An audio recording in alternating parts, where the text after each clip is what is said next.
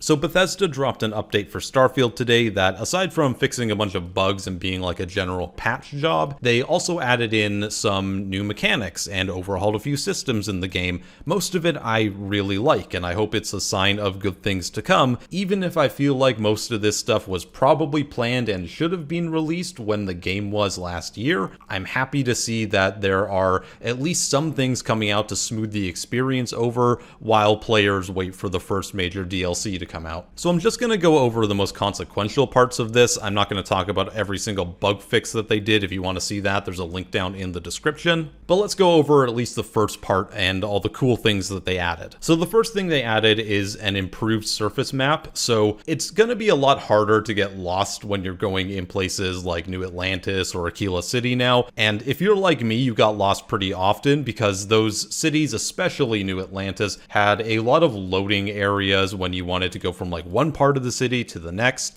But now when you go into your scanner mode, you can more easily see all the different locations and points of interest, and that's a quality of life change that I really like, and I'm happy to see that they're making navigating the world that they've created a little bit easier. But that's really all I have to say about that. It's just a nice little update. Something I really like is how they've overhauled the options menu, so you no longer have to choose between like easy, medium, or hard difficulties.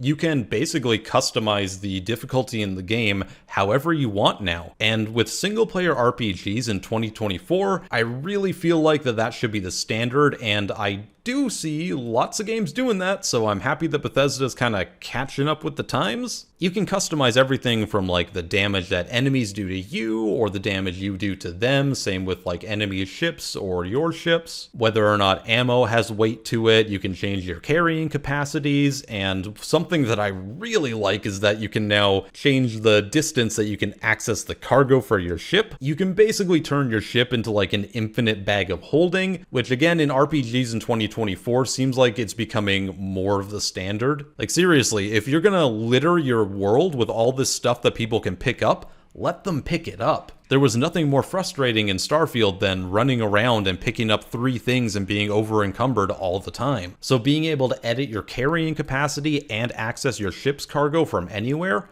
that's a big plus. But probably the thing that I like the most out of this is being able to change how many vendor credits that every vendor has access to in the game. Because for a game that was all about shooting and looting, you couldn't really sell your loot. It always felt like you picked all this stuff up and some of it was worth more than the vendors ever had. So you could never really get rid of the cool things that you found if you didn't want to use them. So being able to switch up how many credits the vendors generally have, that's a really big bonus, and it fixes one of the biggest problems that I saw people talking about when the game came out. Although honestly, they should probably just like set it to the max by default, because I don't know why you would want to not have it on the maximum. But hey, at least the option's there. So again, that's super appreciated. Now this might be my personal favorite addition. They added the ability to customize the interior of your ship just like you can with the outposts. And oh my god, why was that not in the game from launch? The entire ship customization system seemed like it was kind of half-baked. There were tons of problems with the pathing,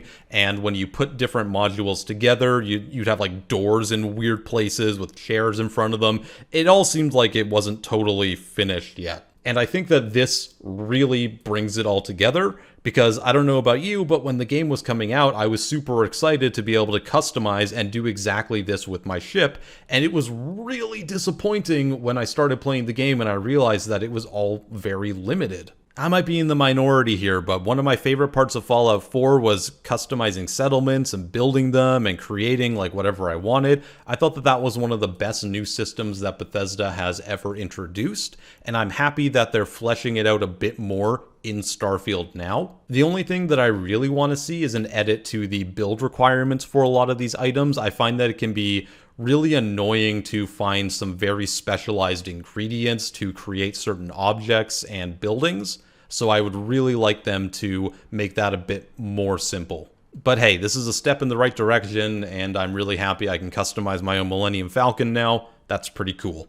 And this is something that I'm gonna say was supposed to be part of the game on launch, and for some reason it got pushed back, and I think it really hampered the entire story element of the game, and that was being able to respec and re-edit your character every time you finish the storyline and go through the Unity. A New Game Plus feature like the one in Starfield needs to give you the option to edit yourself and edit your character on the same save file so that you can experience the game differently every time you go through it and start New Game Plus. The way it worked on launch is you would go through with the same character, and aside from gaining more levels and more powers every time you did it, you weren't really changing your gameplay style. Your traits and your backstories were all going to be the same, so there just wasn't that much room for exploration or trying out new ways of playing different characters without just making a new save, which really defeats the purpose of the entire concept of the Unity and New Game Plus. So it's really awesome to see that you can go in and change that now, and you can experience the game differently while still being on the same save file with the same character history that you had before. Again, that should have been in the base game, like, from day one. I have no idea why it wasn't there.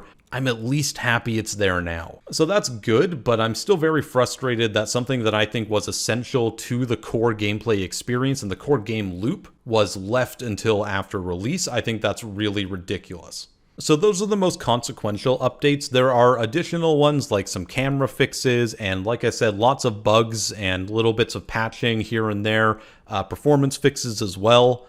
But those are the ones that I really feel like are going to improve the experience if you want to go back and give Starfield another try, or have been waiting on giving it a shot until the game is a little bit further along in development. And despite me bitching about how the game was on release, I am happy that they are releasing these updates to improve the quality of life experience in the game and add in new systems that are more engaging for the player. I know that there's a survival mode planned as well, so hopefully that comes out not too long from now. I'd love to see more options added into the game, ideally before the first big DLC comes out next fall, because I think getting the game into a more immersive state and adding in these new mechanics is going to bring back players and make them more likely to check out the DLC and improve its overall experience as well when players finally get their hands on it. I can't say that I expect myself to go back and play the game a bunch more, at least not until the DLC comes out. I'll probably go back and give it another try then. But right now, the gameplay loop is still way too shallow for me, and especially things like exploring the different planets. I'm waiting on them to do some more substantial updates to